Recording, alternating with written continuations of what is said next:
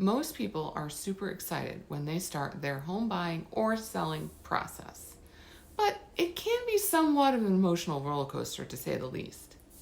And there are some known pitfalls.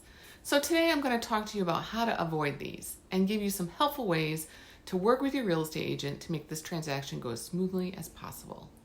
Hi, I'm Stacy Olson with Lamacchia Realty, and on my channel I talk about living on the Connecticut coast. So today I'm going to focus on these things that some people might fall prey to during their real estate journey. Number one big mistake, oversharing financial information with your agent. Don't disclose your income or savings. This is personal financial information that your agent does not need to know. Your agent does not need to know how much money you make or how much money you have in your bank account. These are things you discuss with your lender, not with your agent. Agents only need to know what you're pre-approved for and how much money you plan on putting down. Giving away too much financial information can make a bad agent take advantage of you or push you to buy something that's at a way higher price point than you're comfortable with. And I'm not saying all agents are bad, because honestly, 99.9% of us are really on the straight and narrow and look out for our client's best interest. But there are some that probably would take advantage. And to be honest, you shouldn't be revealing your exact budget. While it's important to be upfront about your price range, avoid sharing the exact maximum amount that you're willing to spend. A really bad agent could use this information against you and take advantage of you during negotiations when they could push you to really spend more money than you're comfortable doing. You and you alone decide what your maximum budget is based on what your lender tells you and what you're comfortable with. You should never feel pressure from your agent to do something that makes you uncomfortable or something that pushes your budget for you. Another thing is oversharing too much personal information with your agent. So hear me out on this. You don't want to share your super personal reasons for moving. Yes, it is important for your agent to understand why you're moving, where you're moving to, because it really helps them understand your timeline and maybe the areas you're focusing on and if there's a reason why. For example, maybe you need an in-law setup because your in-laws are moving in with you, or you're expectant parents, so you need more bedrooms. But sometimes these things can be used negatively towards you during negotiations. A not so great agent might tell another agent that you're going through a tough divorce and you need to sell quickly, or your in-laws are moving in 2 months and you need to buy ASAP. All of these things weaken a client's position during negotiations. While I do think understanding the client's motivations for a move are usually very helpful to an agent, just be very careful how much information you're sharing. And as always, vet your agent. Make sure you pick someone you trust and you know will always fight for your best interests. You don't want someone out there just trying to make the deal, telling other agents this and that and all these personal things about you, your financial information. That is a huge red flag, obviously, and you don't want to be dealing with someone like that. Another thing you should never do is make home-specific comments. So don't make negative comments about the homes that you might be shown. With all the video equipment these days, like Ring doorbells and hidden cameras throughout homes, nanny cams, you really need to be ultra careful about things you say inside the home, good or bad.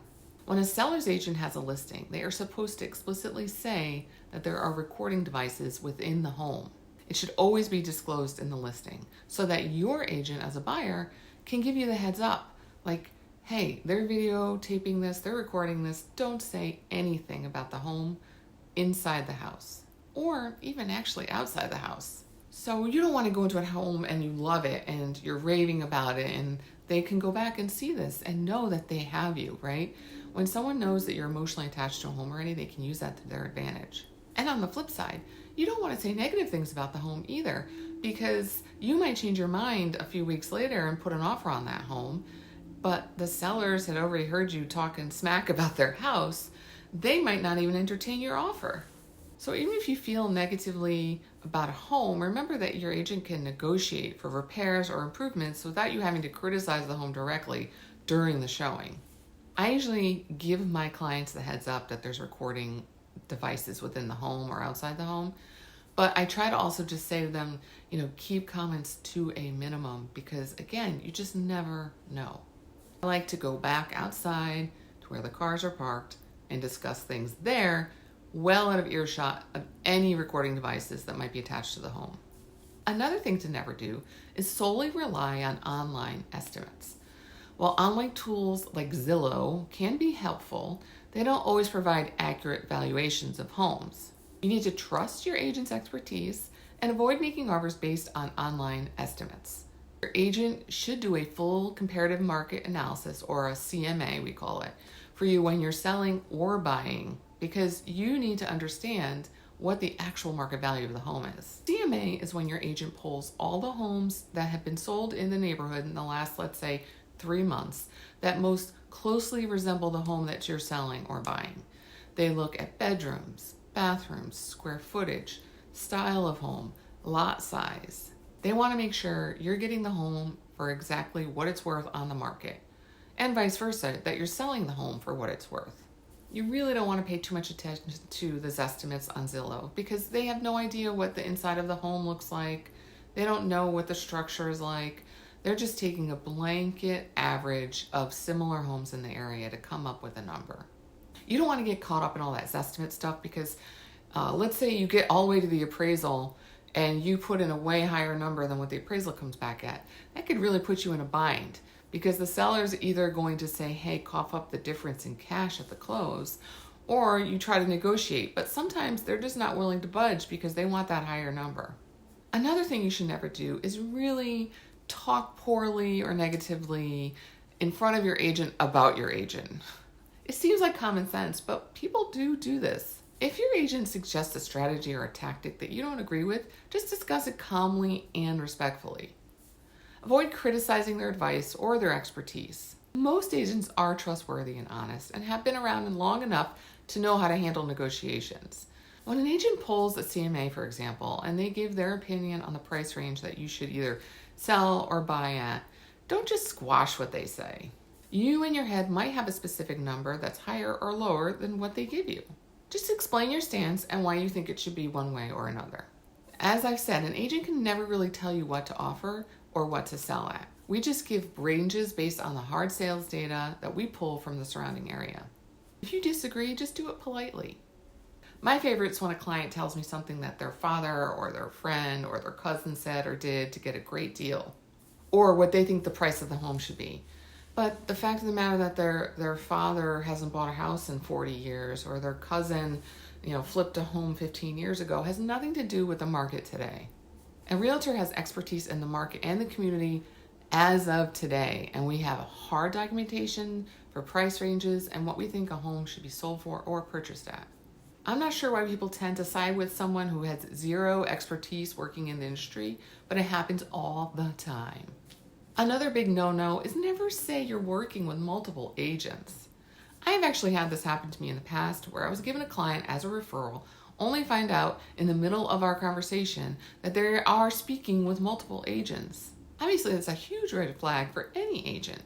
No one wants to be running around showing homes only to find out that your client is doing this with 3 other agents trying to see who's going to get them the best deal. And especially now, after the huge lawsuit that went through this summer, after the changes that came through in the real estate industry, you should never have this happen to you ever again. Agents all have to get a signed buyer representation agreement to see any home at all. Any agent who doesn't get the buyer agency form signed is really putting themselves in a bad spot.